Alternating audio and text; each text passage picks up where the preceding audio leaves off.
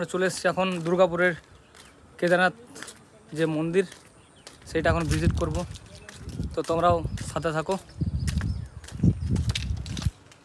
এটা হচ্ছে সেই মন্দির, অনেক পুরনো, অনেক বছর ধরে এরকমই আছে। যারা যারা এখনও ভিজিট করেনি তো কেদারনাথ মন্দিরটা ভিজিট করতে পারো।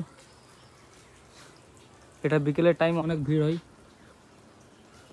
এখন আমরা এসেছি সকাল দিকে, তো মন্দিরের গেট বন্ধ আছে। দেখতে পাচ্ছ কেদারনাথ মন্দির।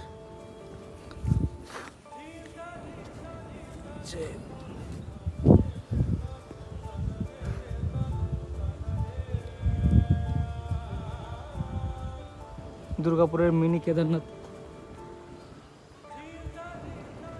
যারা যারা এখনও দুর্গাপুরের মধ্যে আছে এই ভিডিওটা দেখছো তো শেয়ার করো, লাইক করো, কমেন্ট করো, আর সবাইকে দেখার সুযোগ করে দাও ভিডিওটা শেয়ার করে।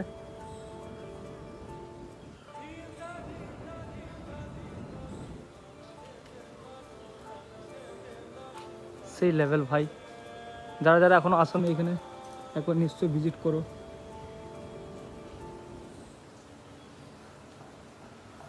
অনেক পুরনো মন্দির, আর অনেক বছর ধরে এরকমই দেখে আসছি।